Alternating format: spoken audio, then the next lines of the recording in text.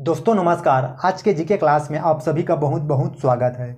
दोस्तों आज मैं आप लोगों के लिए CTET 2024 का ओल्ड क्वेश्चन पेपर लेकर आया हूं, जो कि आगामी परीक्षाओं की दृष्टि से आप लोग को बहुत ही उपयोगी सिद्ध होगा। तो चलिए दोस्तों शुरू करते हैं बिना देर किए। दोस्तों आज का फर्स्ट क्वेश्चन है, कक्षा में खेल प्रतियोगिता में हिस्सा लेते समय तनुज अपने दोस्त से कहता है कि वह भाला फेंकने में हिस्सा लेगा और रस्सी कूदने में उसकी बहन हिस्सा ले सकती है, क्योंकि वह एक लड़की है और लड़कियां भाला नहीं फेंक सकती। यह खालिस्तान को प्रदर्शित करता है। तो एक नंबर है जेंडर संबंधता, और 2 नंबर में है जेंडर समानता, और 3 नंबर है जेंडर समता, और चौथा नंबर है जेंडर रूढ़िवादिता। दोस्तों इसका राइट आंसर होगा जेंडर रूढ़िवादिता। दोस्तों अगला प्रश्न है, अपसारी चिंतन खालिस्तान जबकि अभिसारी चिंतन खालिस्तान है। तो दोस्तों इसका राइट आंसर होगा 1 नंबर। कई उत्तरों को प्रोत्साहित करता है और एक सही समाधान पर स्थिर है। दोस्तों अगला प्रश्न है, निम्नलिखित में से कौन सा कथन समावेशी शिक्षा के बारे में सही नहीं है। दोस्तों इसका राइट आंसर होगा चौथा नंबर। निश्चित पाठ्यचर्या और मानक मूल्यांकन के आसपास की एक समावेशी कक्षा का केंद्र होता है। तो अगले प्रश्न में जाते हैं। अभिकथन ए, शिक्षार्थी जो पहले से जानते हैं उसके आधार पर अपने ज्ञान का निर्माण करते हैं। और कारण आर में दिया है, पैटर्न ढूंढना और पिछले ज्ञान के साथ जुड़ाव बनाने से शिक्षार्थियों को जानकारी को सार्थक रूप से संसाधित करने में मदद मिलती है। तो दोस्तों इसका राइट आंसर होगा 1 नंबर। ए और आर दोनों सही हैं और ए आर की सही व्याख्या करता है। दोस्तों अगले प्रश्न में जाते हैं। अभिकथन ए, बच्चों द्वारा बचपन अलग अलग संस्कृतियों में अलग अलग तरह से अनुभव किया जाता है। और कारण आर में दिया है, बच्चों का विकास सार्वभौमिक होता है। दोस्तों इसका राइट आंसर होगा 3 नंबर। ए सही है लेकिन आर गलत है। दोस्तों अगला प्रश्न है, अभिप्रेरणा के आरोप सिद्धांत के अनुसार निम्नलिखित में से किसे लगातार कोशिश और बेहतर प्रदर्शन की संभावना है। तो इसका राइट आंसर होगा 3 नंबर। असफलता और सफलता दोनों के लिए आंतरिक आरोपण। दोस्तों अगला प्रश्न है, निम्नलिखित में से कौन सा प्रगतिशील कक्षा का एक प्रमुख सिद्धांत है। तो इसका राइट आंसर होगा 3, सीखना प्रामाणिक कार्यों पर आधारित होना चाहिए। तो अगले प्रश्न में जाते हैं। विकास के किस पहलू में तर्क चिंतन और समस्या समाधान की व्याख्या की जाती है। तो एक में दिया है सामाजिक विकास, और दूसरा में है संज्ञानात्मक विकास, और तीसरा में है नैतिक विकास, और चौथा में है गतिक विकास। दोस्तों इसका राइट आंसर होगा संज्ञानात्मक विकास। अगला प्रश्न है, लेअवायगोत्स्की प्रस्तावित करते हैं कि खाली स्थान बच्चों में स्वनियमन के लिए महत्वपूर्ण है। तो दोस्तों इसका राइट आंसर होगा निजी वाक। अगले प्रश्न में जाते हैं। लॉरेंस कोहलबर्ग के नैतिक विकास सिद्धांत के बच्चों कार्यों को उनके परिणाम के आधार पर अच्छा या बुरा समझने से इस समझ पर पहुंचते हैं कि नियम और कानून नम्य है और बदले जा सकते हैं। कारण आर, लॉरेंस कोहलबर्ग का तर्क है कि नैतिक विकास क्रमिक रूप से चरणों में होता है। सही विकल्प का चयन कीजिए। दोस्तों इसका राइट आंसर होगा 1 नंबर। ए और आर दोनों सत्य है और आर ए की सही व्याख्या करता है। दोस्तों अगला प्रश्न है, हावर्ड गार्डनर के बहुबुद्धि के सिद्धांत के अनुसार निम्नलिखित में से कौन सा सेट बुद्धि और उसके संबंधित विशेषताओं के सही मेल का प्रतिनिधित्व करता है। तो 1 नंबर है अंतः व्यक्तिगत दूसरों को समझने और उनके साथ संबंध स्थापित करने के कौशल, और 2 नंबर में दिया है तार्किक गणितीय नृत्य या क्रीड़ा संबंधी क्षमताएं, और 3 नंबर है संगीतमय प्रदर्शन या रचना करने के कौशल, और चौथा नंबर है स्थानिक प्राकृतिक वातावरण की सराहना करने के कौशल। दोस्तों इसका राइट आंसर होगा ऑप्शन 3 नंबर। अगला प्रश्न में जाते हैं। निम्नलिखित में से कौन सा कथन अधिगम के बारे में सही नहीं है। तो दोस्तों इसका राइट आंसर होगा चौथा नंबर। अधिगम एक प्रक्रिया नहीं अपितु एक उत्पाद है। अगला प्रश्न है, निम्नलिखित में से कौन सा कारक समस्या समाधान को बढ़ावा देता है। तो इसका राइट आंसर होगा अपसारी चिंतन। तो अगले प्रश्न में जाते हैं।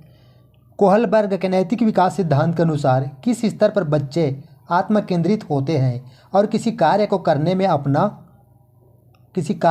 में अपना ही लाभ देखते हैं? दोस्तों इसका राइट आंसर होगा ऑप्शन 2, पहले स्तर के दूसरे चरण में। दोस्तों अगला प्रश्न है, वंचित वर्णों से संबंधित विद्यार्थियों के समावेशन के लिए क्या होना चाहिए? तो इसका राइट आंसर होगा 1 नंबर, विविध परंपराओं के प्रति जागरूक और संवेदनशीलता को बढ़ावा देना चाहिए। अगला प्रश्न है, निम्नलिखित में से उपयोगी प्रतिपुष्टि की एक विशेषता कौन सी है? 1 नंबर है, यह केवल कार्य के अंत में ही दी जाती है। और 2 नंबर है, यह व्यापक और सामान्य होती है। और 3 नंबर है, यह केवल परिणामों पर केंद्रित होती है। और 4 नंबर है, यह सामयिक और विशिष्ट होती है। दोस्तों इसका राइट आंसर होगा यह सामयिक और विशिष्ट होती है। अगला प्रश्न है, समीपस्थ सिद्धांत कहता है कि शैशवावस्था में क्या होता है? तो दोस्तों इसका राइट आंसर होगा ऑप्शन ए, अंग हाथों और पैरों की तुलना में तेजी से बढ़ते रहते हैं। दोस्तों अगला प्रश्न है, अभिकथन ए में जाते हैं। विद्यालयी पाठ्यक्रम को विद्यार्थियों के सांस्कृतिक ज्ञान को उचित स्थान और मूल्य देना चाहिए। और कारण आर है, विद्यार्थियों को उनकी सांस्कृतिक पहचान को बनाए रखने के लिए समर्थन प्रदान करना सीखने की प्रक्रिया को सुगम बनाता है। दोस्तों इसका राइट आंसर होगा 1 नंबर, ए और आर दोनों सही हैं और ए की आर सही व्याख्या करता है। दोस्तों अगले प्रश्न में जाते हैं। निम्नलिखित में से किसे रचनात्मक मूल्यांकन नहीं माना जाएगा? तो दोस्तों इसका राइट आंसर होगा 3 नंबर, एक मूल्यांकन कार्य जो मानदंड के एक मानक पैमाने के अनुसार छात्रों की तुलना करने में सहायक होती है। दोस्तों अगला प्रश्न है, निम्नलिखित में से पठन वैकल्य की एक विशिष्ट विशेषता कौन सी है? दोस्तों इसका राइट आंसर होगा ऑप्शन 2, ध्वन्यात्मक प्रसंस्करण में कठिनाई। दोस्तों अगला प्रश्न है, निम्न में से किस प्रकार के प्रश्न का छात्र की जानकारी का गंभीर रूप से मूल्यांकन करने की योग्यता का आकलन करने में मदद करता है? दोस्तों इसका राइट आंसर होगा ऑप्शन 2, वे प्रश्न जो छात्र की व्यक्तिगत राय पूछते हैं। दोस्तों अगला प्रश्न है, बाधिता एक खालिस्तान स्थिति है जबकि अक्षमता एक खालिस्तान स्थिति है। तो दोस्तों इसका राइट आंसर होगा ऑप्शन 1, बाध्यता एक जैविक स्थिति है जबकि अक्षमता एक कार्यात्मक स्थिति है। दोस्तों अगला प्रश्न है, निम्नलिखित में से कौन सा कथन संज्ञान और भावनाओं के बीच के संबंध को उपयुक्त रूप से परिभाषित करता है? तो दोस्तों इसका राइट आंसर होगा ऑप्शन 2, भावनाएं और संज्ञान आपस में एक दूसरे पर पारस्परिक रूप से निर्भर करते हैं। अगला प्रश्न में जाते हैं। प्राथमिक कक्षाओं में भाषा का विकास किस प्रकार संसाधित होता है? तो इसका राइट आंसर होगा 1 नंबर, जब शिक्षक अमूर्त अवधारणाओं को संदर्भित करने के लिए ठोस उदाहरणों का उपयोग करते हैं। दोस्तों अगला प्रश्न है, निम्नलिखित में से कौन आंतरिक अभिप्रेरणा का सही वर्णन करता है? तो इसका राइट आंसर होगा ऑप्शन 2, अभिप्रेरणा जो कार्य के व्यक्तिगत आनंद से आती है। दोस्तों अगला प्रश्न है, निम्न में से कौन सा आलंबन के उदाहरण है? ऑप्शन ए दिया है बोलकर सोचो, और बी है संकेत और इशारे, और सी है प्रश्न, और डी है आधा हल किया हुआ उदाहरण, और सी है रट कर दोहराओ। तो दोस्तों इसका राइट आंसर होगा 3 number, A B C D. दोस्तों अगला प्रश्न में जाते हैं। विकास के क्रम में बच्चे सूक्ष्म पेशीय कौशल से पहले सकल पेशीय कौशल विकसित करते हैं। यह दर्शाता है कि विकास कौन से क्रम में होता है? तो दोस्तों इसका राइट आंसर होगा 4, समीप दूराभिमुख। दोस्तों अगला प्रश्न है, जीन पियाजे के संज्ञानात्मक विकास के सिद्धांत के अनुसार निम्नलिखित में से कौन सी क्षमता मूर्त संक्रियात्मक सोच को पूर्व संक्रियात्मक सोच से अलग करती है? तो इसका राइट आंसर होगा ऑप्शन 2, विकेंद्रण। अगले प्रश्न में जाते हैं। रस्सी कूदते समय पैर में रस्सी फंसने के कारण आउट होने के बाद अरु कहती है कि उसे रस्सी ने जानबूझकर आउट किया है। जिन पियाजे के संज्ञानात्मक विकास सिद्धांत की किस अवस्था में बच्चे इस तरह के तर्क देते हैं? तो दोस्तों इसका राइट आंसर होगा चौथा नंबर, पूर्वचलन अवस्था में। दोस्तों अगला प्रश्न है, सीखने के सामाजिक संरचनावादी विचार इस बात की वकालत करते हैं कि, तो इसका राइट आंसर होगा ऑप्शन 2, शिक्षार्थी सक्रिय रूप से ज्ञान का निर्माण करते हैं। दोस्तों अगला है भाग 2 गणित। दोस्तों इसका फर्स्ट क्वेश्चन है, निम्नलिखित में से कौन सी प्राथमिक स्तर पर गणितीय भाषा की विशेषताएं होनी चाहिए?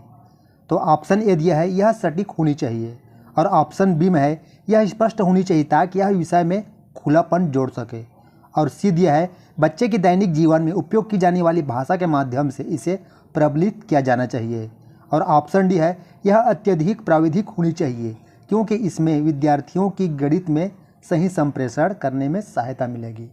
दोस्तों इसका राइट आंसर होगा ऑप्शन टी, ए और सी।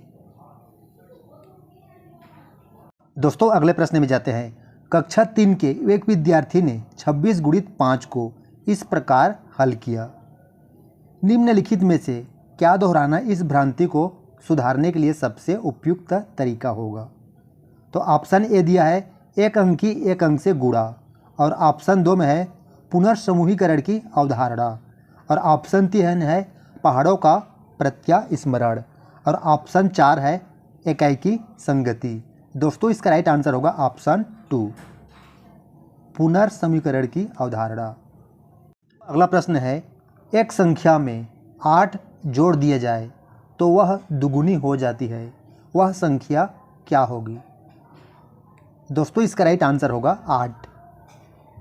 अगला प्रश्न है, 1 मिलीमीटर बराबर होता है, तो इसका राइट आंसर होगा 2 नंबर, 0.1 सेंटीमीटर, और ऑप्शन 3 है एक खाली स्थान सदैव सम बहुभुज होता है, तो इसका राइट आंसर होगा वर्ग। दोस्तों अगला प्रश्न है त्रिभुज के सभी कोणों का योग कितना होता है? तो इसका राइट आंसर होगा 180 अंश। तो अगला प्रश्न है दोस्तों, निम्नलिखित में से कौन से आरंभिक संख्या अवधारणा के बनने से संबंधित है? तो ए में दिया है एकाएकी संगति, और बी में दिया है पदानुक्रमक समावेशन, और सी में दिया है मूलभूत संक्रियाएं। दोस्तों इसका राइट आंसर होगा ए और बी। तो अगले प्रश्न में जाते हैं। गणित शिक्षण में संज्ञानात्मक संघर्ष के विचार के लिए निम्नलिखित में से कौन से कथन सबसे उपयुक्त है?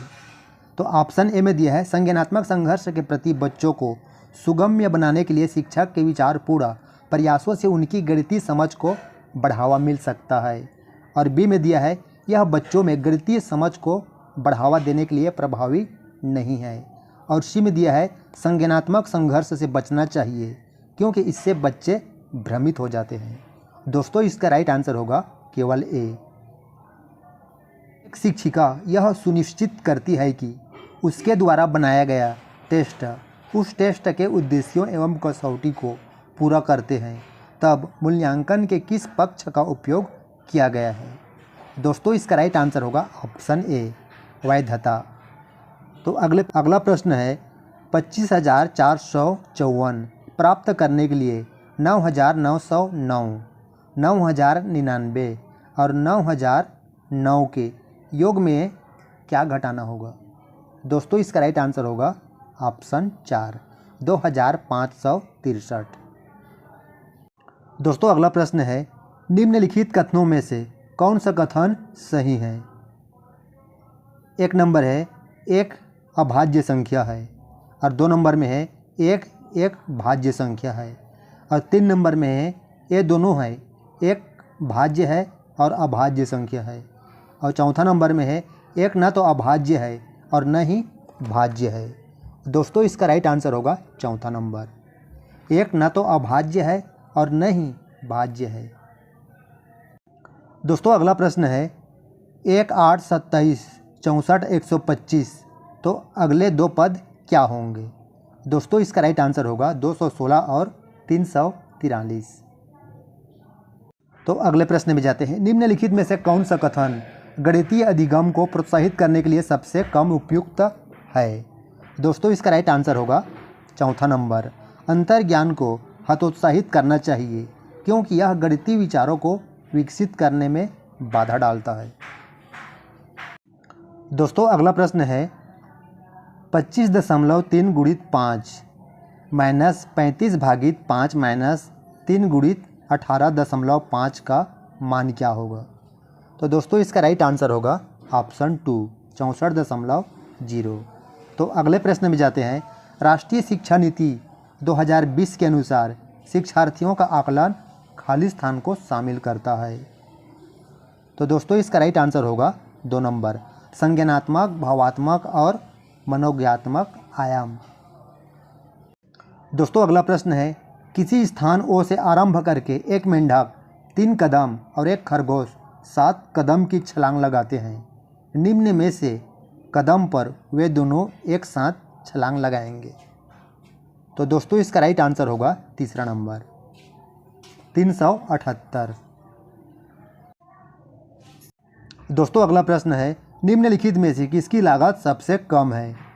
750 रुपये प्रत्येक पैकेट वाले 75 पैकेट, 7.50 प्रत्येक पैकेट वाले 750 पैकेट, और ऑप्शन टी है 750 रुपये प्रत्येक वस्तु वाली 7.5 दर्जन वस्तुएं, और ऑप्शन 4 में दिया है 7.50 प्रत्येक वस्तु वाली 75 दर्जन वस्तुएं। तो दोस्तों इसका राइट आंसर होगा ऑप्शन 2। तो अगले प्रश्न में जाते हैं। राष्ट्रीय शिक्षा नीति 2020 भारत का ज्ञान के बारे में बात करती है। निम्नलिखित में से क्या इसमें सम्मिलित नहीं है? तो दोस्तों इसका राइट आंसर होगा चौथा नंबर, विद्यार्थियों के ज्ञान में वृद्धि के आकलन के लिए औपचारिक परीक्षाएं। दोस्तों अगला प्रश्न है। निम्नलिखित में से कौन सा मॉडल शुरुआती कक्षा के शिक्षार्थियों में इकाई, दहाई और सैकड़ों के संबंध के बारे में अवधारणात्मक समझ विकसित करने के लिए सबसे कम उपयुक्त है? तो इसका राइट आंसर होगा चौथा नंबर, स्थानीय मान चार्ट। दोस्तों अगले प्रश्न में जाते हैं। ब्रिज के पास अपनी पसंद की ज़मीन घेरने के लिए 100 मीटर का तार था। वह सबसे बड़ा ज़मीन का टुकड़ा लेना चाहता था। निम्नलिखित में से उसे किस माप का टुकड़ा लेना चाहिए ताकि उसकी ज़मीन का क्षेत्रफल अधिकतम हो? तो ऑप्शन ए है 15 मीटर गुणित 35 मीटर, और ऑप्शन 2 में है 30 मीटर गुणित 20 मीटर, और ऑप्शन 3 है 25 मीटर गुणित 25 मीटर, और ऑप्शन 4 है 5 मीटर गुणित 45 मीटर। दोस्तों इसका राइट आंसर होगा तीसरा नंबर, 25 मीटर गुणित 25 मीटर लेना चाहिए। दोस्तों अगले प्रश्न में जाते हैं। गणित के शिक्षण के विभिन्न प्रकार के तरीकों के लिए निम्नलिखित में से कौन सा सत्य नहीं है? तो इसका राइट आंसर होगा ऑप्शन 2, यह बच्चे के अधिगम में बाधा डालता है क्योंकि यह भ्रम की अगुवाई करता है। दोस्तों अगले प्रश्न में जाते हैं। निम्नलिखित में से कौन सा कथन सबसे अधिक उपयुक्त है? तो इसका राइट आंसर होगा ऑप्शन 1, गणित की लैब जरूरी है क्योंकि यह क्रियाशील गतिविधियों का अवसर प्रदान करती है। दोस्तों अगला प्रश्न है। 7/1/2 kg नमक से 1/12 kg नमक के कितने पैकेट बनाए जा सकते हैं? दोस्तों इसका राइट आंसर होगा 90 पैकेट। दोस्तों अगला प्रश्न है। कक्षा दूसरी में 182 से 67 को हल करवाते हुए एक अध्यापिका ने स्पष्ट किया कि हमें 7 को 2 में से घटाना है और 2 छोटा है 7 से, इसलिए हमें 8 से एक उधार लेना पड़ेगा और तब हम 12 में से 7 को घटा कर पाएंगे। एक बच्चे ने अध्यापिका से पूछा, मैडम हम 8 से उधार क्यों ले रहे हैं? उधार लेना अच्छा नहीं होता। इन परिस्थिति में अध्यापिका को क्या करना चाहिए? तो दोस्तों इसका राइट आंसर होगा ऑप्शन 2, अध्यापिका को उधार शब्द को बदलकर पुनर्समूहीकरण का उपयोग करना चाहिए और पुनर्समूहीकरण की प्रक्रिया दिखानी चाहिए। तो दोस्तों अगला प्रश्न है। यामिनी ने एक पासा 10 बार उछाला और उसे निम्नलिखित परिणाम प्राप्त हुए। 5 3 6 6 1 4 5 3 3 2। निम्नलिखित संख्याओं में से उसे अधिकतम बार कौन सी संख्या प्राप्त हुई? तो दोस्तों इसका राइट आंसर होगा 3। दोस्तों अगले प्रश्न में जाते हैं। निम्नलिखित में से कौन सा स्कूली गणित में इबारती सवालों के लिए सही है? तो इसका राइट आंसर होगा 1 नंबर। इबारती सवाल उन अभ्यासों को संदर्भित करते हैं जहां बच्चा परिस्थिति को एक ऐसा औपचारिक रूप देता है जिसमें गणितीय तकनीकी को लागू किया जा सके। तो दोस्तों अगला प्रश्न है, पार्सल भेजने की दरें नीचे दी गई है। पार्सल का भार 50 ग्राम और उससे कम में 15 रुपये। पार्सल का भार प्रत्येक अतिरिक्त 50 ग्राम के लिए 7 रुपये। मीना अपनी सहेली चारू को पार्सल भेजना चाहती है जो दिल्ली में है। पार्सल का भार 350 ग्राम है। दरों को छोड़कर पार्सल भेजने की सही राशि का चुनाव कीजिए। तो दोस्तों इसका राइट आंसर होगा 57 रुपये। दोस्तों अगला प्रश्न है, प्राथमिक स्तर पर आंकड़ों का प्रबंधन के परिचय के लिए निम्नलिखित में से क्या सबसे उपयुक्त होता है? तो इसका राइट आंसर होगा ऑप्शन 2। कक्षा में विद्यार्थियों की लंबाई, उनका पसंदीदा खाना, रंग, कार्टून इत्यादि पर आंकड़े इकट्ठे करना और आंकड़ों पर आधारित प्रश्न पूछना चाहिए। तो चलिए दोस्तों अगले प्रश्न देखते हैं। राष्ट्रीय पाठ्यचर्या रूपरेखा 2005 के अनुसार एक प्राथमिक गणित कक्षा में निम्नलिखित में से कौन सी प्रक्रियाएं सबसे कम रूप से प्रासंगिक है? तो इसका राइट आंसर होगा 1 नंबर, सूत्रों को याद करना। दोस्तों अगला है भाग 3 पर्यावरण अध्ययन। तो चलिए दोस्तों इसका फर्स्ट क्वेश्चन देखते हैं। जोहर से संबंधित निम्नलिखित में से कौन सा एक कथन सही है? सही उत्तर को चुनिए। तो दोस्तों इसका राइट आंसर होगा ऑप्शन ए। यह समुदाय आधारित वर्षा जल संचयन प्रणाली है। दोस्तों अगला प्रश्न है, निम्नलिखित में से कौन सी रणनीति भोजन थीम को पढ़ाते समय पूछताछ को बढ़ावा देती है? तो दोस्तों इसका राइट आंसर होगा 3 नंबर, छात्रों से उनके परिवार के सदस्यों की खाने की पसंद का पता लगाने के लिए कहना। दोस्तों अगला प्रश्न है, एनसीईआरटी की ईवीएस पाठ्य पुस्तक के एक अध्याय में वहीदा का प्रिज्म और नौसेना में डॉक्टर के रूप में उनके अनुभव का वर्णन है। इसे शामिल करने के क्या कारण हो सकते हैं? तो दोस्तों इसका राइट आंसर होगा 4 नंबर, बी, डी और ए। दोस्तों अगला प्रश्न है, कक्षा 3 के एक ईवीएस शिक्षक एलेक्स ने हम चीज़ कैसे बनाते हैं थीम को शुरुआत करते समय अपने छात्रों को कागज़ की रंगीन पट्टियों को काटने और पट्टियों को चटाई बनाने में मदद की। एक सुंदर चटाई बनाने के लिए किनारों को एक साथ चिपकाया जाता है। निम्नलिखित में से किस उद्देश्य से एलेक्सा को अपने छात्रों को ध्यान केंद्रित करने में मदद करनी चाहिए? तो दोस्तों इसका राइट आंसर होगा 1 नंबर, ए, बी और डी। ए, रंग पैटर्न के बारे में सीखना और सौंदर्य बोध विकसित करना, और बी है दोस्तों इस गतिविधि को बुनकरों द्वारा की जाने वाली बुनाई से संबंधित करना, और डी है आकर्षक रंगों के पेपर चुनना और स्ट्रिम्स को पूरी तरह से काटना सिखाना। दोस्तों अगला प्रश्न है, प्रत्येक परिवार के सदस्यों की संख्या और पानी की अनुमानित मात्रा की खपत का पता लगाने के लिए छात्र अपने घर और पड़ोस में एक सर्वेक्षण करते हैं। इस गतिविधि के माध्यम से भी कौन से कौशल और प्रक्रियाएं विकसित की जाती है?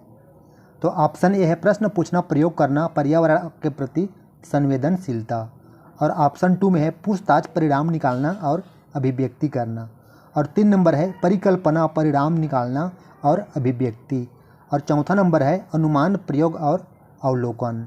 दोस्तों इसका राइट आंसर होगा ऑप्शन 2, पूछताछ, परिणाम निकालना और अभिव्यक्ति। तो अगला प्रश्न देखते हैं, डॉक्टर मरीजों में मलेरिया की पहचान के लिए खून की जांच कराने के लिए निर्देशित करते हैं। खून की जांच से क्या होता है? दोस्तों इसका राइट आंसर होगा ऑप्शन 4 नंबर, उसमें उपस्थित जीवाणुओं का पता चलेगा।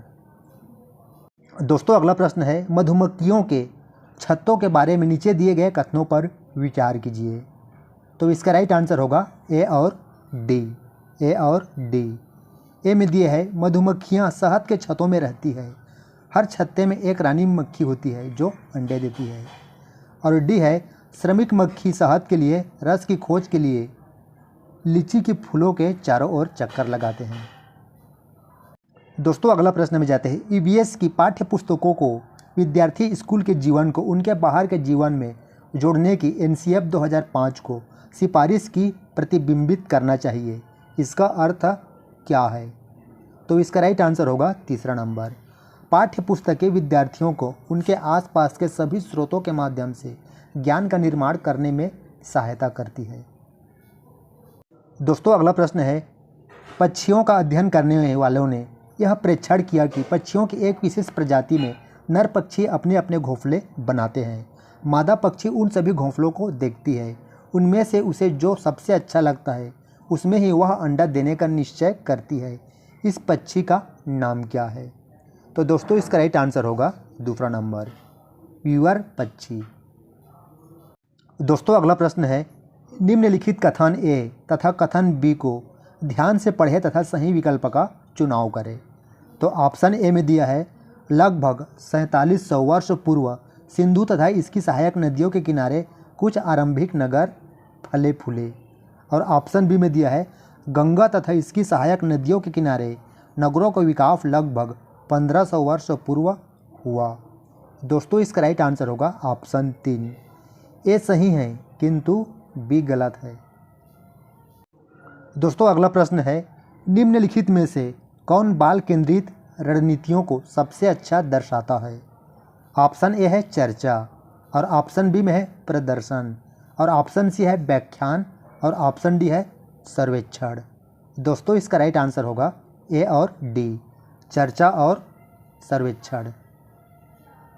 तो चलिए दोस्तों अगले प्रश्न में जाते हैं। मोचमपल्ली खूबसूरत डिजाइन की चमकदार रंगों की साड़ियों और विशेष प्रकार की बुनाई, जिसे में भी मोचमपल्ली ही कहते हैं, के लिए विख्यात जिला है। यह निम्नलिखित में से किसका भाग है? ऑप्शन ए है तमिलनाडु, ऑप्शन बी में कर्नाटक, और ऑप्शन 3 है महाराष्ट्र, और ऑप्शन 4 है तेलंगाना। दोस्तों इसका राइट आंसर होगा तेलंगाना। तो चलिए दोस्तों अगले प्रश्न में जाते हैं। सीमा एक ईवीएस शिक्षिका ने अपने छात्रों के लिए चिड़ियाघर एक क्षेत्र भ्रमण फील्ड ट्रिप का आयोजन किया। निम्नलिखित में से कौन चिड़ियाघर की यात्रा के सबसे उपयुक्त उद्देश्य है? तो ऑप्शन ए है चिड़ियाघर के जानवरों का नाम याद रखना, और ऑप्शन बी में है जानवरों से संबंधित अवधारणाओं को जोड़ना, और ऑप्शन सी है प्रक्रिया कौशल को बढ़ावा देना, और दोस्तों ऑप्शन डी में है चिड़ियाघर में छात्रों के सीखने का आकलन करना। दोस्तों इसका राइट आंसर होगा 2 नंबर, बी, सी और डी। दोस्तों अगला प्रश्न है। एक ईवीएस शिक्षिका ने अपने छात्रों को जानवरों के बारे में पढ़ाया और उन्हें निम्नलिखित कार्य करने के लिए कहा। ऑप्शन ए है आसपास के विभिन्न जानवरों के नाम लिखिए, और ऑप्शन बी है विभिन्न जानवरों की गतिविधियों का अवलोकन करो, और ऑप्शन सी है अवलोकन के आधार पर जानवरों को श्रेणियों में वर्गीकृत करो, और ऑप्शन डी है जानवर को परिभाषित करो। उपरोक्त में से कौन सा प्राथमिक स्तर के छात्रों के लिए उपयुक्त नहीं है? दोस्तों इसका राइट आंसर होगा ऑप्शन डी, जानवर को परिभाषित करो। दोस्तों अगला प्रश्न है। हरियाणा राज्य के सीमांतवर्ती राज्य कौन सा है? तो ऑप्शन ए दिया है हिमाचल प्रदेश, राजस्थान और उत्तर प्रदेश, और ऑप्शन बी में है उत्तर प्रदेश, उत्तराखंड और मध्य प्रदेश, और ऑप्शन सी में है हिमाचल प्रदेश, पंजाब, बिहार, और ऑप्शन डी है बिहार, पंजाब, उत्तर प्रदेश। दोस्तों इसका राइट आंसर होगा हिमाचल प्रदेश, राजस्थान और उत्तर प्रदेश। तो चलिए दोस्तों अगले प्रश्न में जाते हैं। कथन ए तथा कथन आर को ध्यान से पढ़े तथा निम्नलिखित प्रश्नों का उत्तर दे। ऑप्शन ए में है रेशा का कीड़ा अपनी मादा को उसकी गंध से कई किलोमीटर दूर से ही पहचान लेता है, और ऑप्शन बी है कुछ मादा कीड़े फेरोमोनस छोड़ते हैं जिससे गंध को नर कीड़े पहचान लेते हैं। निम्नलिखित में से सही उत्तर का चुनाव करें। तो दोस्तों इसका राइट आंसर होगा 1 नंबर। दोनों कथन ए एवं आर सही हैं तथा आर ए की सही व्याख्या करता है। तो दोस्तों अगला प्रश्न है। निम्नलिखित कथनों को ध्यान से पढ़िए। कथन 1 में दिया है ईवीएस पाठ्यक्रम को 6 थीम में बांटा गया है। पानी, आपसी संबंध, भोजन, यातायात, आवास और वस्तुएं कैसे कार्य करती हैं। और कथन बी में दिया है ईवीएस के थीम बच्चों के जीवन के बहुत करीब है। तो ऑप्शन ए है 1 नंबर, दोनों कथन ए एवं 2 सही हैं। और दूसरा नंबर है दोनों कथन ए एवं 2 गलत है। और 3 नंबर है कथन ए सही है एवं कथन 2 गलत है। और चौथा नंबर है कथन ए गलत है और कथन 2 सही है। तो इसका राइट आंसर होगा ऑप्शन 4, कथन ए गलत है एवं कथन 2 सही है। तो चलिए अगले प्रश्न में जाते हैं। नीचे दिए गए कथनों को ध्यानपूर्वक पढ़ें और सही विकल्प का चयन करें। कथन ए है जाइलम जल और खनिजों को जड़ों से पौधे के बाकी हिस्सों तक पहुंचाता है। और कथन बी है फ्लोएम भोजन के पत्तियों से पौधों के विभिन्न भागों में स्थानांतरित करता है। तो दोस्तों इसका राइट आंसर होगा 1 नंबर, दोनों ए और बी सही हैं। तो चलिए दोस्तों प्रश्न है रवि ने एक गिलास में जल लिया, उसमें उसने एक सबूत नींबू डाल दिया, फिर वह उस गिलास में बहुत सारा नमक डालता है, आधा चम्मच एक बार में। कुछ समय पश्चात उसने पाया कि। तो ऑप्शन ए है नींबू जल में डूब गया। और ऑप्शन 2 है नींबू जल में तैरने लगा। और ऑप्शन 3 है नींबू जल में 2 भागों में टूट गया। और ऑप्शन 4 है नींबू गिलास के बीचों बीच चला गया। दोस्तों इसका राइट आंसर होगा नींबू जल में तैरने लगा, ऑप्शन 2। तो चलिए दोस्तों अगले प्रश्न में जाते हैं। निम्नलिखित में से कौन सा समूह प्राथमिक स्तर पर ईवीएस के थीमों को दर्शाता है। 1 नंबर है मौसम, पानी, यात्रा। और 2 नंबर है भोजन, पदार्थ, आवास। और 3 नंबर है परिवार, मित्र, यात्रा, प्राकृतिक संसाधन।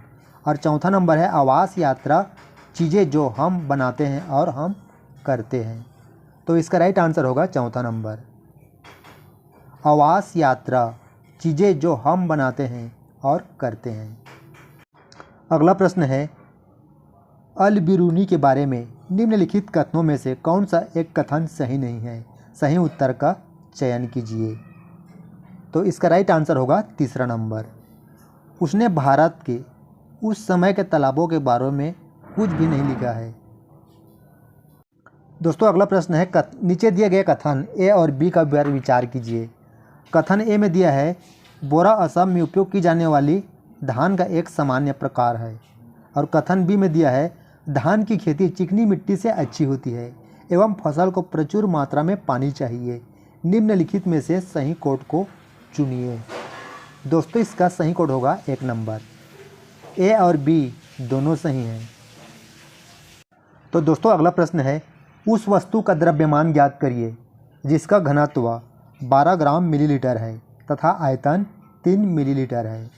दोस्तों इसका राइट आंसर होगा 36 ग्राम। तो अगले प्रश्न में जाते हैं। आप चाहते हैं कि छात्र सहपाठी शिक्षण रणनीतियों द्वारा सीखे, आप समूह कैसे बनाएंगे। दोस्तों इसका राइट आंसर होगा 3 नंबर, भागीदारी और सहयोग के आधार पर एक विषम समूह बनाएं। तो दोस्तों अगला प्रश्न है घड़सीसर से संबंधित निम्नलिखित कथनों में से कौन सा एक कथन सही नहीं है। सही उत्तर को चुनकर बताइए। दोस्तों इसका राइट आंसर होगा चौथा नंबर, यह तालाब आज भी प्रयोग में है। दोस्तों अगला प्रश्न है अभिकथन। थीम परिवार और मित्र ईवीएस में एक प्रमुख थीम है और पौधों और जानवरों को परिवार और मित्र के उप थीम के रूप में प्रस्तुत किया जाता है। और कारण में दिया है थीम के द्वारा मनुष्य और जीवन के अन्य रूपों की अन्योन्याश्रितता पर प्रकाश डाला गया है। तो दोस्तों इसका राइट आंसर होगा 1 नंबर, अभिकथन और कारण दोनों सही हैं और कारण अभिकथन की सही व्याख्या है। दोस्तों अगले प्रश्न में जाते हैं। नीचे दिए गए कथनों को ध्यानपूर्वक पढ़ें और सही विकल्प का चयन करें। अभिकथन ए में दिया है हम अधिक ऊंचाई की तुलना में समुद्र तल पर आसानी से खाना पका सकते हैं। और कारण आर में दिया है अधिक ऊंचाई पर पानी का क्वथनांक बढ़ जाता है। तो दोस्तों इसका राइट आंसर होगा तीसरा नंबर, ये सत्य है लेकिन आर असत्य है। तो दोस्तों अगला प्रश्न है कक्षा 5 की ईवीएस शिक्षिका नीना अपने छात्रों को एक समूह असाइनमेंट देती है कि उन्हें पास के कृषि फार्मों का दौरा करना है और कृषि के दौरान किसानों द्वारा उपयोग किए जाने वाले उपकरणों और उनके द्वारा उगाई जाने वाली फसलों के बारे में जानकारी प्राप्त करनी है। उन्हें फ़ोटो भी कलेक्ट कर रिपोर्ट तैयार करना है। यह कौन से प्रक्रिया, कौशल और सीखने के संकेतिक शामिल है? तो दोस्तों इसका राइट आंसर होगा 1 नंबर, प्रश्न करना, अभिव्यक्ति करना और परिणाम निकालना। तो अगला है दोस्तों भाग चौथा, भाषा 1 हिंदी। दोस्तों इसके अंतर्गत इसमें जो गद्यांश दिया है इसको 3 से 4 बार अच्छी तरह से रिवीजन कर लेना है। इसके बाद प्रश्न क्रमांक 91 से 99 तक का उत्तर इसी गद्यांश में से आपको देना होगा। तो चलिए दोस्तों जाते हैं अगला में। अगला है दोस्तों कविता की पंक्तियों। दोस्तों इसी तरह से इसको भी अच्छी तरह से 3-4 बार रिवीजन कर लेना है। उसके बाद प्रश्न क्रमांक 100 से 105 तक का उत्तर आपको इसी में से देना होगा। दोस्तों अगला प्रश्न देखते हैं, निम्नलिखित में से कौन सा प्राथमिक स्तर पर पुस्तकालय के प्रयोग के बारे में सही नहीं है? तो दोस्तों इसका राइट आंसर होगा 4था नंबर, पुस्तकालय में पाठ्य पुस्तकों का सस्वर पठन सर्वाधिक उपयुक्त रूप से हो सकता है। दोस्तों यह सही नहीं है। अगला प्रश्न है, साक्षरता अर्जित करने के लिए किसमें निपुणता होनी चाहिए? तो इसका राइट आंसर होगा ऑप्शन 3 में, डिकोडिंग और भाषा अवबोधन में। तो अगला प्रश्न है दोस्तों, निम्नलिखित में से कौन सा व्याकरण शिक्षण को प्रभावशाली तरीके से पढ़ाने के लिए सही नहीं है? तो दोस्तों इसका राइट आंसर होगा 4था नंबर, व्याकरण को उसके नियम कंठस्थ करके सीखना चाहिए। दोस्तों अगला प्रश्न देखते हैं, निम्नलिखित में से कौन सा साक्षरता शिक्षण उपागम अक्षरों और ध्वनि के बीच संबंध पर बल देता है? तो दोस्तों इसका राइट आंसर होगा 4था नंबर, ध्वनि विज्ञान निर्देश। तो अगले प्रश्न में जाते हैं, कक्षा 3 की अध्यापिका ने अपने शिक्षार्थियों से कहा कि वे अपने सहपाठियों से सकना शब्द के प्रयोग की योग्यता से संबंधित 5 प्रश्न पूछे, जैसे कि क्या तुम तैर सकते हो, गतिविधि का यह प्रकार किस लिए है? तो इसका राइट आंसर होगा ऑप्शन ए, मौखिक प्रवाह अभ्यास के लिए है। तो अगले प्रश्न में जाते हैं, कक्षा 3 की अध्यापिका अपनी कक्षा में पठन कोना सृजित करना चाहती है। बच्चों के लिए पुस्तकों का चयन करते समय निम्नलिखित में से किस प्रकार को सबसे अधिक महत्वपूर्ण मानना चाहिए? तो दोस्तों इसका राइट आंसर होगा ऑप्शन ए, क्या इन पुस्तकों के लेखक जाने माने हैं, बाल साहित्य के माननीय लेखक हैं? दोस्तों अगला प्रश्न है, कौन सा उपागम विधि शिक्षार्थी की जीवन की वास्तविक परिस्थितियों के भाषा प्रयोग के मुख्य लक्ष्य से संबंधित है? तो दोस्तों इसका राइट आंसर होगा ऑप्शन 2, संप्रेषणात्मक उपागम। दोस्तों अगला प्रश्न देखते हैं, एक अध्यापक ने शिक्षार्थियों को अपने सहपाठियों से अपनी अभ्यास पुस्तिकाओं की अदला बदली कर जांचने के लिए कहा। इस कार्य का उद्देश्य क्या है? तो इसका राइट आंसर होगा ऑप्शन 4, सहपाठी के काम की जांच के कौशल विकसित करना। तो चलिए दोस्तों अगला प्रश्न में जाते हैं, बुनियादी चरण की अवस्था वाले बच्चे अधिगम में तब कहाँ अधिक संलग्न होते हैं जब खाली स्थान होते हैं? तो दोस्तों इसका राइट आंसर होगा 2 नंबर, वे सभी इंद्रियों का प्रयोग करते हैं और अपने हाथों का सक्रिय प्रयोग करते हैं। दोस्तों अगला प्रश्न है, कक्षा 5 की एक विद्यार्थी कहती है, मैं अपना काम अध्यापक को देने से पहले सटीकता के लिए अंतिम फाइनल रूप से भी जांचती हूँ। यह विद्यार्थी लेखन के किस चरण पर है? तो दोस्तों इसका राइट आंसर होगा ऑप्शन नंबर 3, प्रूफ रीडिंग चरण में। तो अगले प्रश्न में जाते हैं, कौन सा उपागम विधि बच्चों को भाषा कक्षा में उनकी अपनी सहजात भाषा मातृभाषा का प्रयोग करने के लिए प्रोत्साहित नहीं करता है? तो इसका राइट आंसर होगा ऑप्शन 3, प्रत्यक्ष विधि, डायरेक्ट। तो अगला प्रश्न है दोस्तों, एक अध्यापिका कक्षा 2 के विद्यार्थियों के लिए विविध प्रकार की शिक्षण अधिगम सामग्री जुटाना चाह रही है। निम्नलिखित में से कौन सा मानदंड TLM के चयन के लिए सही नहीं है? तो इसका राइट आंसर होगा 4था नंबर, चयनित सामग्री सिर्फ बच्चों द्वारा बनाई गई होनी चाहिए। फिसलन को बचाने के लिए कुछ खुरदरी होनी चाहिए। तो दोस्तों अगला प्रश्न है, राष्ट्रीय पाठ्यचर्या रूपरेखा द्वारा रेखांकित दक्षताओं को प्राप्त करने में प्रत्येक बच्चे की प्रतिभागिता को समर्थन देने वाले समावेशी, स्वागतीय और आनंददायी परिवेश सर्वाधिक उपयुक्त तरीके से कैसे सृजित किया जा सकता है? तो इसका राइट आंसर होगा ऑप्शन 3, विकास के विभिन्न आयामों से बच्चे के कार्य का प्रदर्शन करके। तो चलिए दोस्तों अगला प्रश्न देखते हैं। निम्नलिखित में से कौन सा सिद्धांत बुनियादी चरण पर पाठ्य पुस्तक अभिकल्पना का नहीं है?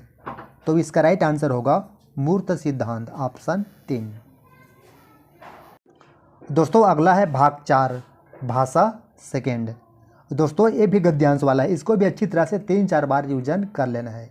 उसके बाद प्रश्न क्रमांक 121 से 128 तक के प्रश्नों का उत्तर इसी गद्यांश से आपको देना होगा। तो अगला है दोस्तों, ये भी गद्यांश है। दोस्तों इसकी भी अच्छी तरह से आपको 4-5 बार रिवीजन कर लेना है। उसके बाद प्रश्न क्रमांक 129 से 135 का इसी गद्यांश से आपको उत्तर देना है। दोस्तों अगला प्रश्न है 136, बुनियादी चरण में आकलन के उपकरण और प्रक्रियाओं की अभिकल्पना इस तरह होनी चाहिए। तो इसका राइट आंसर होगा ऑप्शन 2, जो बच्चे के अधिगम अनुभव का सहज विस्तार बन सके।